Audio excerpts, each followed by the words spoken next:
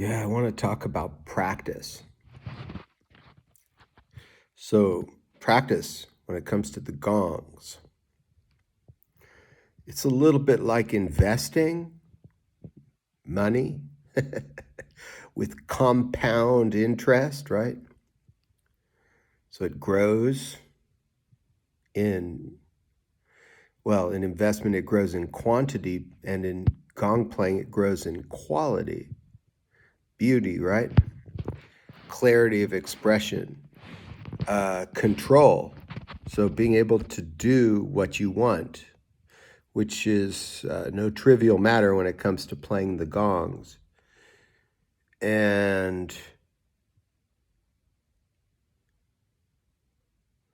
the thing that makes it different than investing is that once you practice, when you practice consistently and intentionally, being honest with yourself about how you feel about what it is you're doing, when you do that enough, you don't lose it.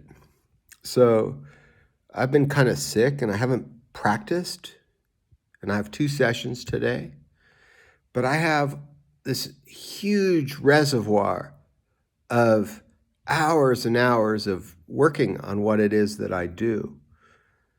And so I've just spent the last couple hours practicing and realize that I'm ready. I'm like ready. And a year ago, I wouldn't be able to do that. A year ago, I'd be like practicing to the last minute before people showed up because I didn't have the confidence in my capacity to say what I want to say with the gongs. And also, I want to make a distinction between giving a gong bath and the art of making music with gongs. So making music with gongs is a little different. Like I hear all kinds of musical possibilities, unrealized, that require more of me. Even today in the practice, I hear all kinds of cool things. I'm like, man, I wish I could do that better and longer and more consistently, and maybe bringing in certain other sounds. And so there's a lot of possibility unrealized. And that's always the way it is when you're creating art. It's a never-ending process, and that's the beauty of it. Whereas with the gong bath, it's very different. It's that I want to provide a certain journey and a high quality journey, and I feel fully capable and confident that I can do just that.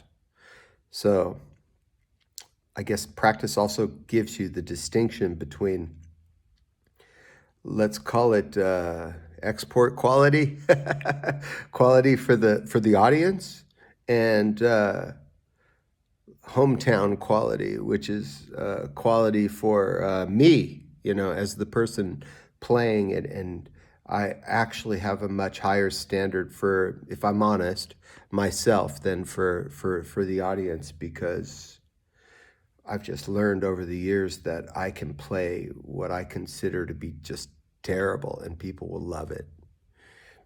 And that doesn't mean I want to play terrible for anybody, but it does mean that I worry more about how I feel about it for myself. I'm kind of going away from what I wanted to say.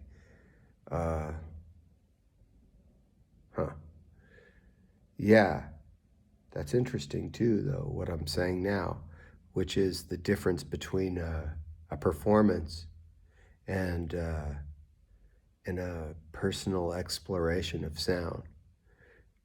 Yeah, which I guess what I'm trying to say is that I have the capacity, because of all the practice, to deliver something of high quality to the people.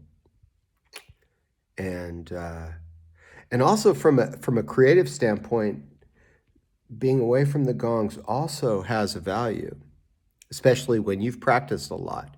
So when you practice, you do have this control. You have a modicum of clarity about what you can do. And when you're away from the gongs, it's back to that beginner's mind.